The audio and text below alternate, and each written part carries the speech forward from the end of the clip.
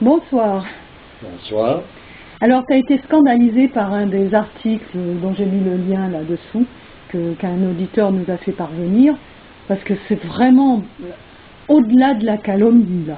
On ne peut pas aller plus loin dans la médisance, dans la calomnie. Oui, je m'attends à ce genre de choses, parce que de la part d'hommes d'une certaine dimension, toute la racaille qui est autour et qui se veut quelque chose, on ne peut pas s'empêcher de calomnier pour essayer de se placer quelque part. Donc c'est pas d'aujourd'hui que cette calomnie a eu lieu, ça a tourné déjà autour de tous les hommes qui avaient une certaine envergure. Mais disons là, je tenais simplement à expliquer que voilà un petit peu ce genre cette manière d'aborder les choses, on peut dire dans le cadre, le milieu des sciences religieuses. Voilà ce que l'on offre à manger en quelque sorte et à méditer aux élèves de ce genre d'école. C'est-à-dire que c'est vraiment, je vais être grossier peut-être, mais c'est la maison fouille merde. Oui. Je peux pas, c'était pas très poli de parler de cette manière-là, mais c'est comme ça. En plus, c'est ce qu'on donne à manger dans les écoles pratiques des hautes études, tu vois. Donc, oui, c'est ça, mais c'est bon, il est bien de le savoir, qu'on ne peut pas donc essayer de se fier à ce genre d'école. D'ailleurs, ils n'ont pas les capacités voulues, ils n'ont pas les connaissances voulues pour toucher, aborder des sujets de cet ordre, c'est pas possible. C'est vraiment quand on veut tuer son chien, on dit qu'il a la rage, c'est vraiment ça, quoi. C'est vrai, mais en même temps, ce que je veux dire, c'est que comment est-ce que ces personnages qui partent d'un point de vue qui est totalement arbitraire pourraient avoir pourraient être conscients de quelque chose qui a de la valeur.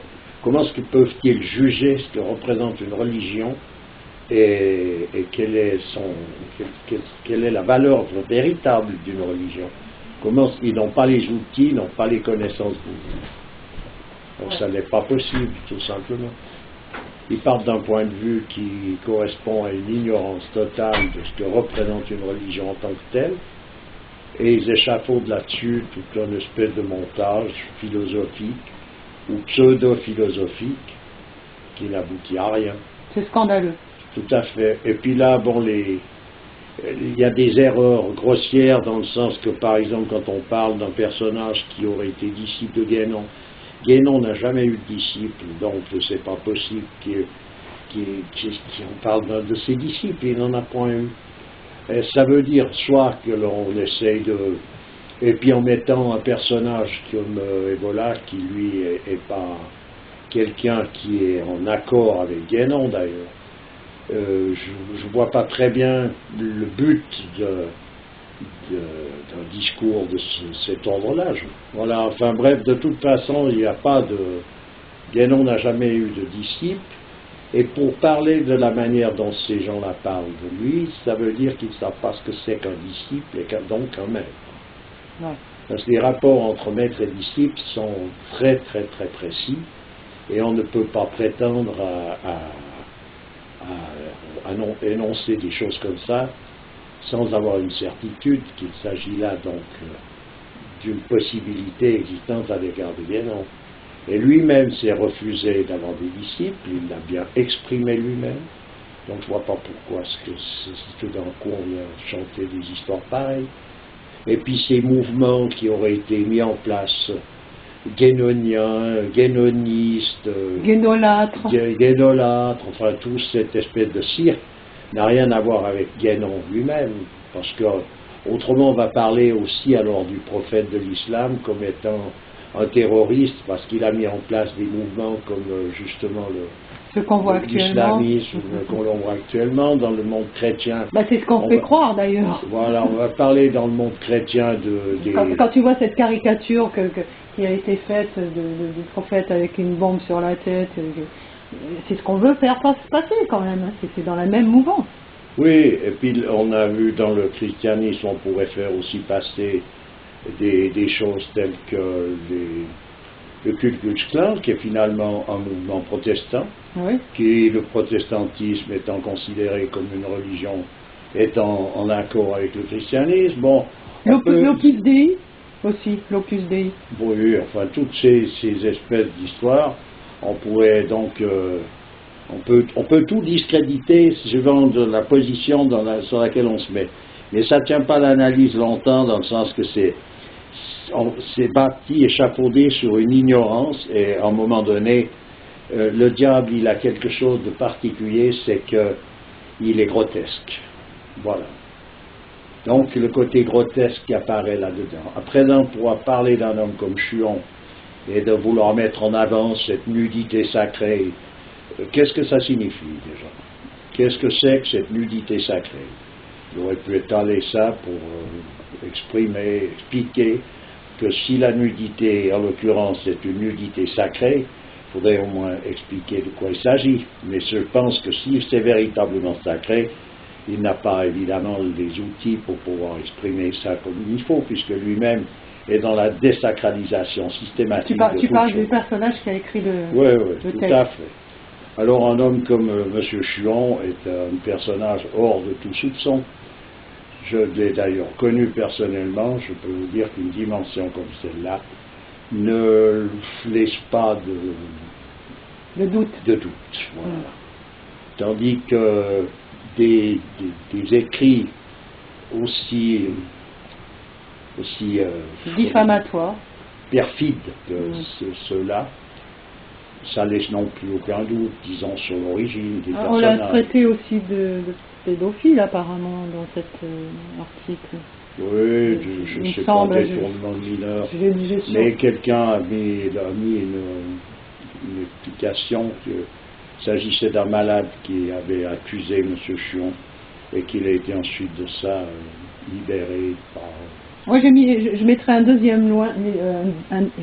deuxième lien d'un article très intéressant que j'ai lu là, donc qui un petit peu explique la position de ce fameux, comment il s'appelle, de ce Marc Sedgwick, qui est venu donc au Caire présenter ses cours sur les confréries néo-soufis dans la mouvance guénonienne.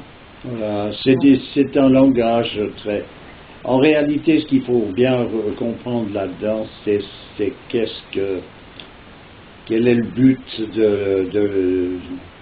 de tout ce genre de...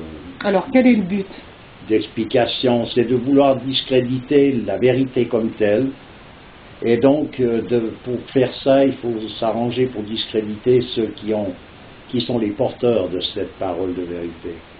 Il a fallu le faire à l'égard du Christ, il a fallu le faire à l'égard du prophète, il a fallu le faire à l'égard de tous les saints, il fallait leur trouver des défauts, un emplacement, un endroit, l'histoire de les discréditer de manière à faire que tout ce qu'ils ont pu énoncer, qui est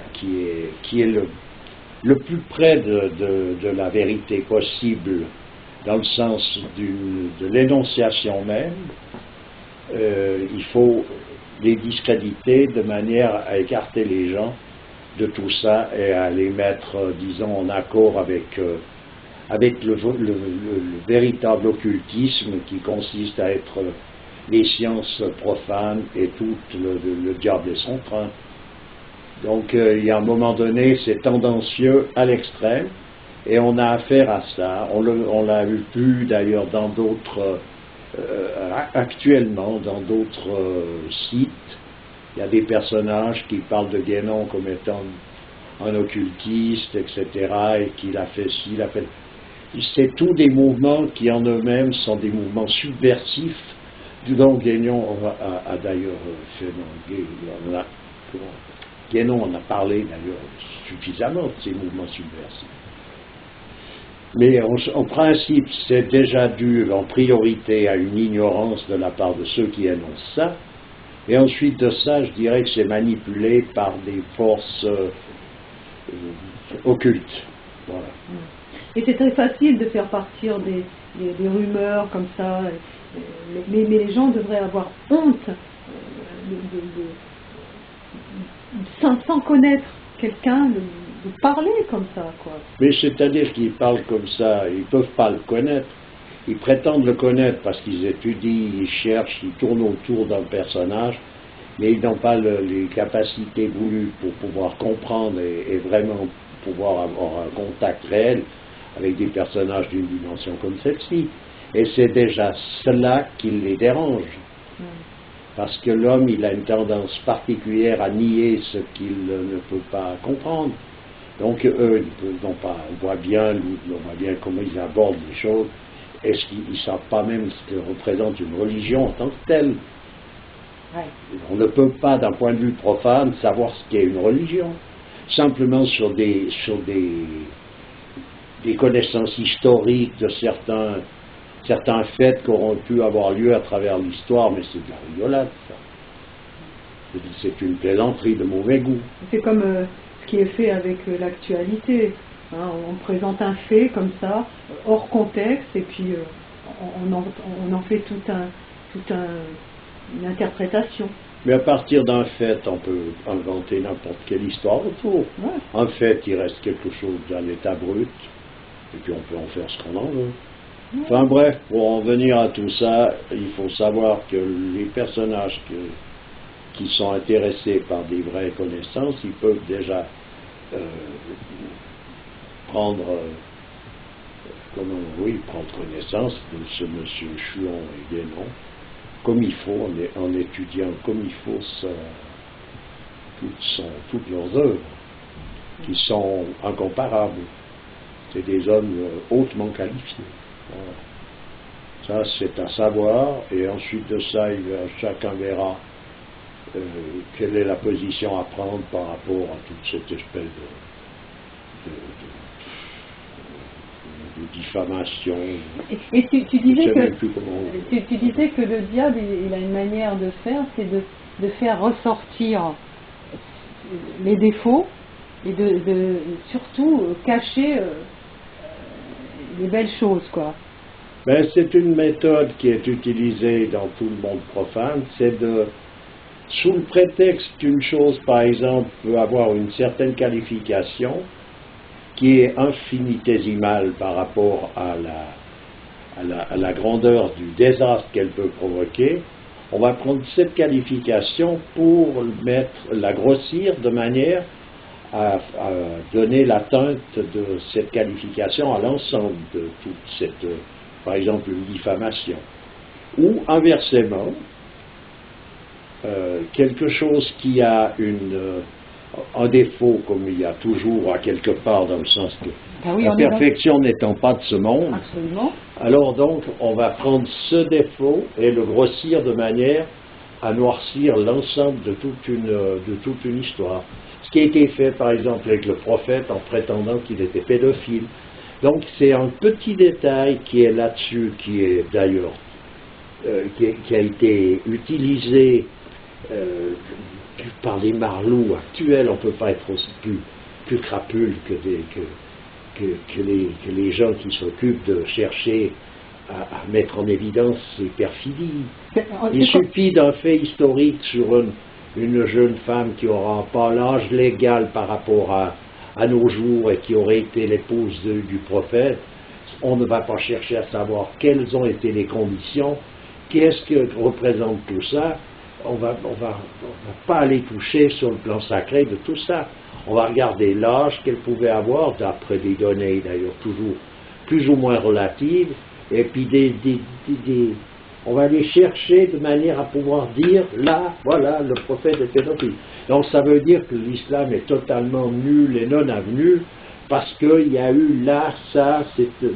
Voilà, ben ça, et une société qui se permet de juger en puritaine, alors que moi j'ai vu là dernièrement une émission, je suis très télé en ce moment, excuse-moi, je sais que ça ne plaît pas, une émission qu'en France, ils sont les champions de l'échangisme. C'est-à-dire que 60% des couples pratiquent l'échangisme. Tu sais ce que ça veut dire? On rentre dans du sordide. Voilà, donc une société comme ça se permet de juger les choses. Oui, ils n'ont pas la capacité, donc ils sont pas patentés pour pouvoir discuter de quoi que ce soit à l'égard d'un mouvement qui aurait pu être fait ou d'un fait ou d'une histoire qui tourne autour de personnages qui ont une envergure. Voilà, alors explique un peu ce que représente ça pour le prophète, par exemple. Le fait qu'il soit marié avec cette jeune femme. Je ne suis pas très au courant exact de l'historique de tout ça, mais je sais qu'il ne peut pas s'agir d'autre chose que d'une merveille venant de la part de Mohammed. Comme si c'était... C'est comme le lien qu'il y a pu y avoir entre le Christ et Marie-Madeleine. Ça ne peut pas avoir été autre chose que quelque chose de beau, de merveilleux aussi. Ça ne peut pas, ça n'est pas possible, tout simplement. Tant pis pour les détracteurs, mais c'est comme ça. Ce qui veut dire que leur du point de vue et leur vision, elle est tout simplement la vision de leur propre âme. C'est-à-dire de ce côté sordide qui fait partie de l'époque dans laquelle on évolue. Ouais. C'est tout.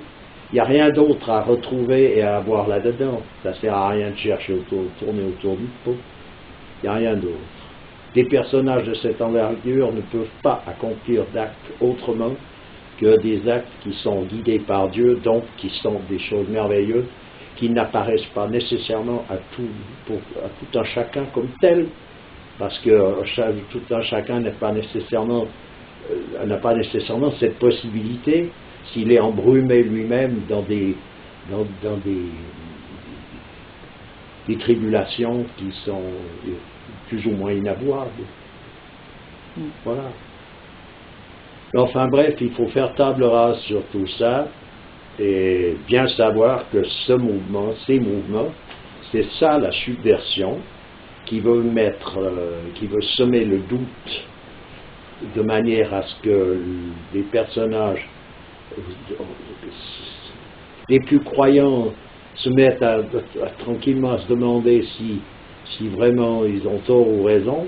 D'un autre côté, on leur fait briller d'autres solutions apparentes telles que les mouvements de science moderne, et ça crée toute une espèce ou le New Age, où on te dit que tout est beau, mon Dieu, ouverture du cœur, conscience partagée, tout le tralala. Oui. Voilà, alors faut être sur ses gardes et s'en tenir à des préceptes beaucoup plus simples et à des choses qui sont en accord direct avec la tradition comme telle. Et puis voilà. Ok. Je suis obligé d'arrêter. Dormir. Je suis obligé d'arrêter. Qu'est-ce qu'on fait, une suite ou pas? Non. Ok, ben alors au revoir.